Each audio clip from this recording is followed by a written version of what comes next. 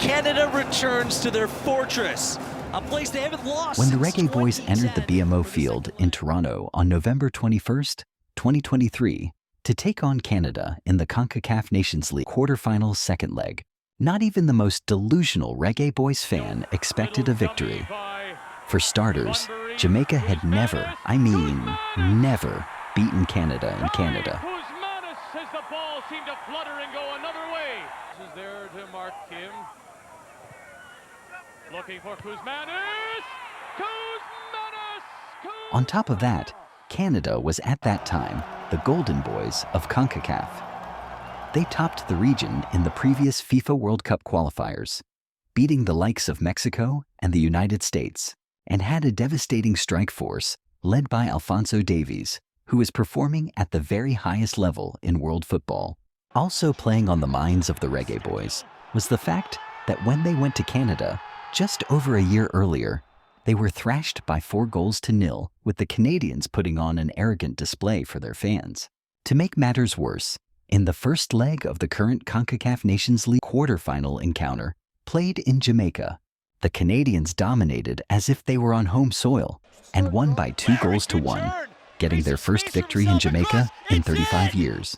So even the most ardent Reggae Boyz fans felt in their hearts that this was mission impossible for the boys. But they were in for a big surprise.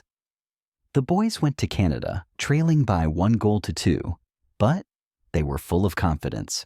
For one thing, they knew that they had a huge rock blocking their goal in the form of Captain Andre Blake.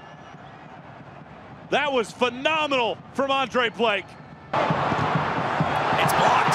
Jonathan David across the Laren. Blake again. Their confidence, however, took a big hit when Canada's starman Alphonso Davies scored a, let's say, strange goal to give the Canadians the lead with 25 minutes played. Ends up on Luea's foot. Across to Davies. Blake again off the bar and in. The Canadians now led by 3-1 on aggregate, and what started out as an improbable mountain climb became virtually impossible.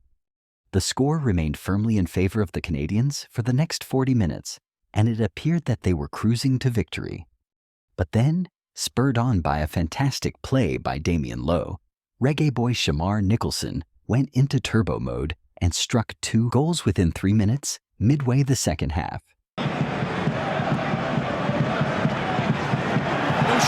Fine work here. Nicholson! Jamaica have a lifeline. Gray has a step to Nicholson. Jamaica done it. The tie was now level at 3 goals apiece on aggregate. Pot covers were beating all over Kingston.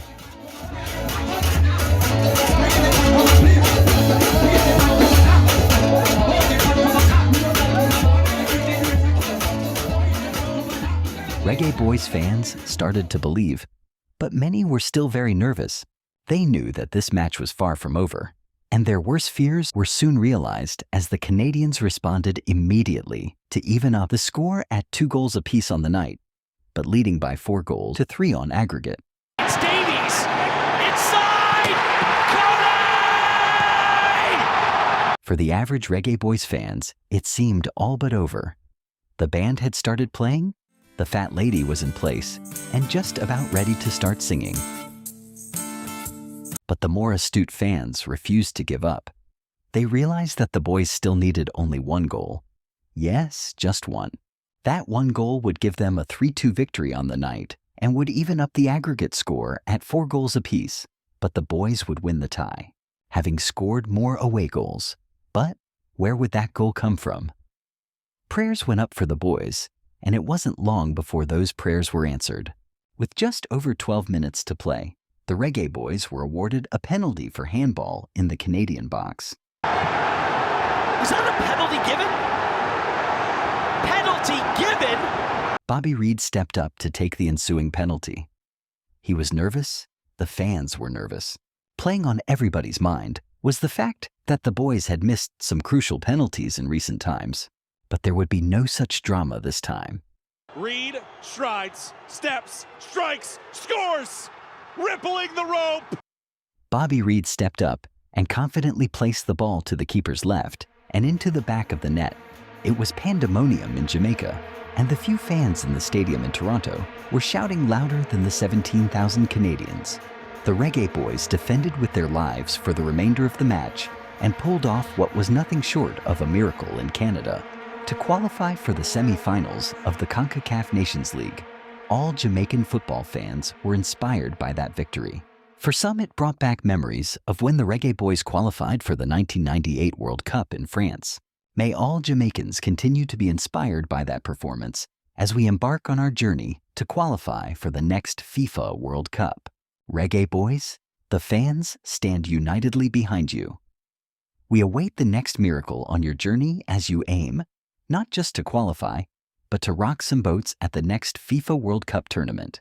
Keep going, boys. Keep going, fans, and never forget our mantra, we lickle, but we talawa. One love.